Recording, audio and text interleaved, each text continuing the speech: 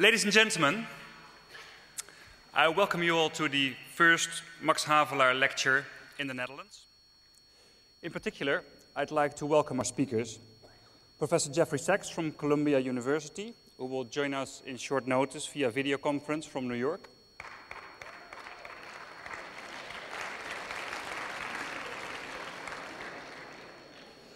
Mr. Peter Gortzak, President of FNV Mondiaal and Vice Chairman of FNV, the largest union in the Netherlands.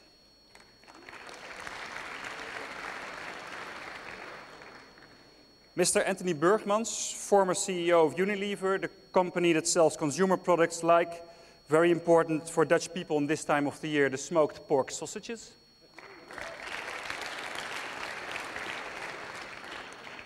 And Mr. Alexander Renoy-Kan, Chairman of the Social Economic Council that advises on policy development on socio-economic issues.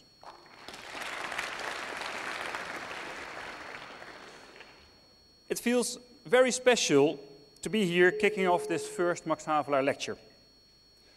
For me personally, as this year it's exactly 20 years ago that I had my first classes as student economics in this enormous auditorium that I felt to be very impressive at that time, and to be honest, if I look around, I still feel so.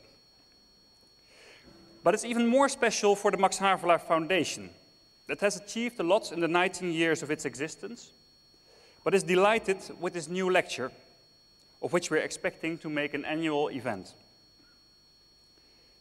This Max Havelaar lecture offers a structural means to enhance the deepening of discussion and knowledge around the role of companies and business society in the development of the less developed regions in the world. Questions that lie at the heart of our organization and of which we value a broad awareness. The Max Havelaar Foundation is therefore very happy to have found enthusiastic and very capable partners to organize the lecture with.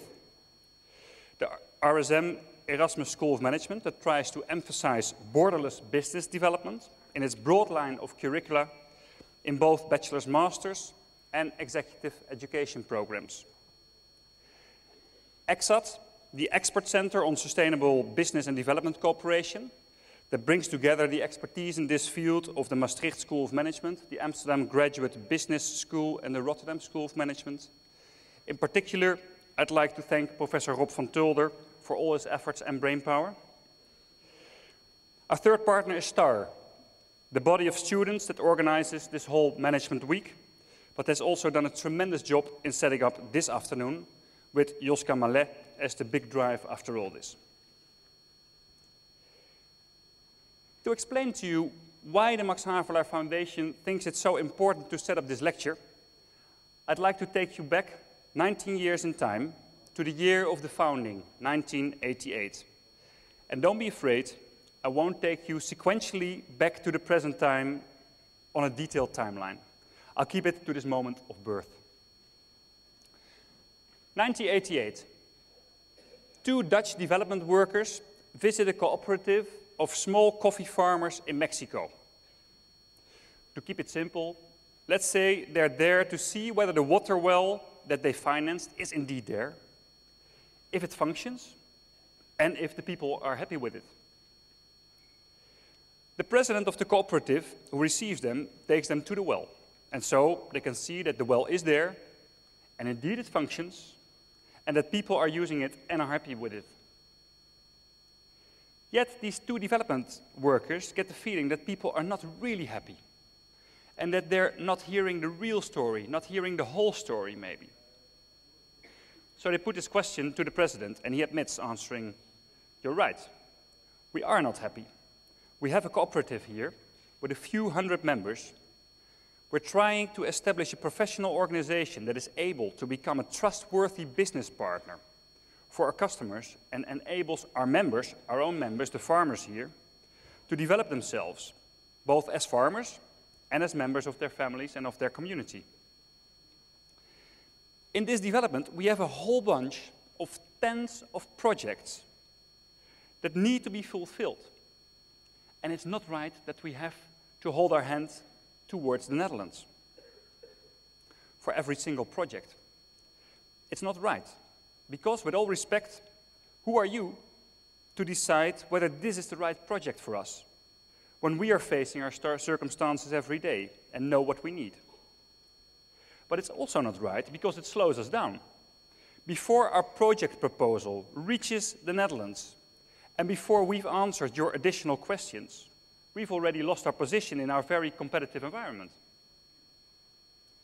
Meanwhile, we have very good quality Arabica coffee here, for which we haven't received a good price in years. The price on the world market very often is below 50% of the cost of sustainable production. Pay us a fair price, and we won't need your help anymore. We'll be able to take our future in our own hands.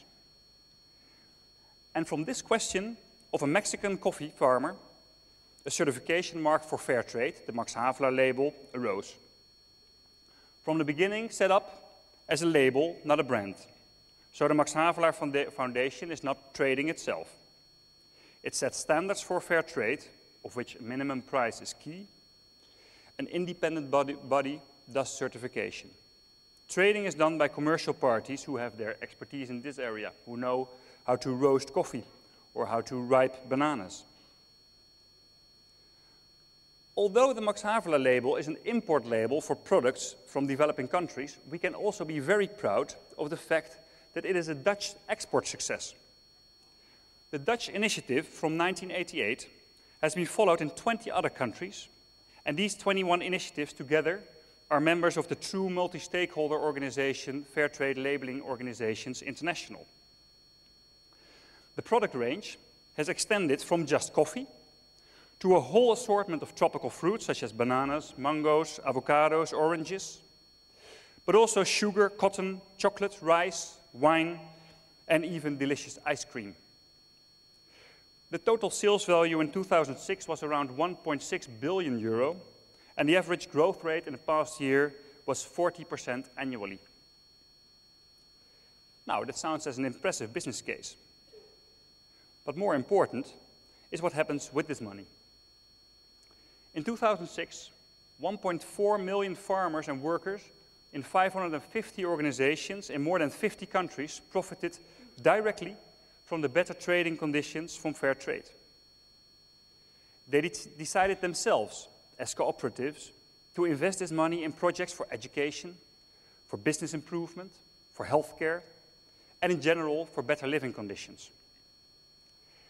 Many impact studies prove the benefits for developments.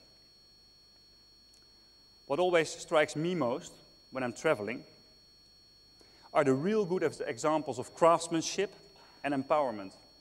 These farmers know what they're doing, and they're proud of it. A good example is that of a Dominican Republic coffee cooperative. I met their board, and the board told me that they were investing their fair trade income in the future. And, like in the Netherlands, the future is the youth. So if you want to invest in the future, you'll invest in the youth, so you'll invest in education. And I noticed that when they said so, when they said they were investing in education, I, with my Western glasses, was already looking for this small white school. I hoped there were also books, I hoped there were pens, I hoped there was a roof that was really covering. But no, said the president, we're investing in something different. And while they were still partially living in clay houses, they had decided to fund each year several places on universities in the United States for their children.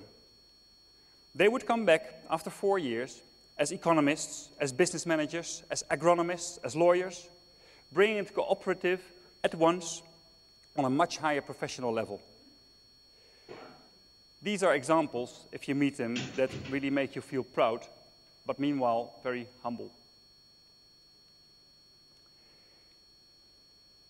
In the 19 years of our existence, we have fortunately seen many of these good examples, and impressive progress has been made for millions of people. But still, trade under fair trade condition is not even 1% of the enormous flow of goods that travels around the world every day.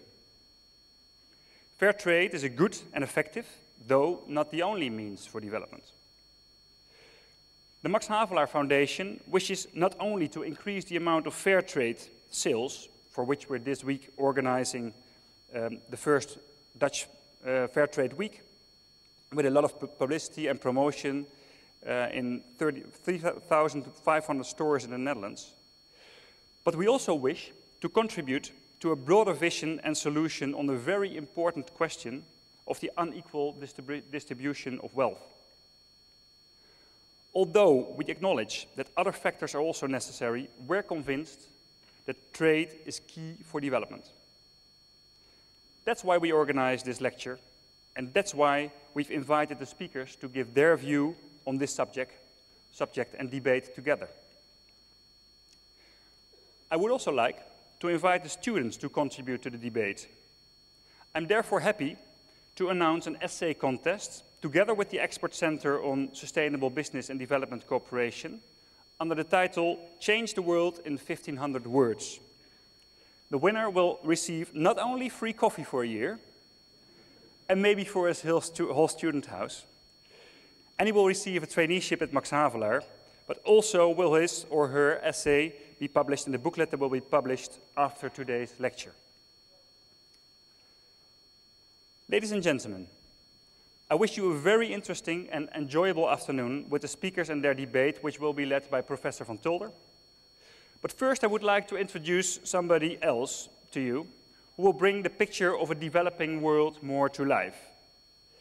It is a great pleasure for me to introduce to you Ms. Floortje Dessing, who in her job as TV program producer travels more than my brother, and he is a pilot. But more important, she has been our very much appreciated ambassador for Max Havelaar already for 5 years. Floortje, I give the floor to you.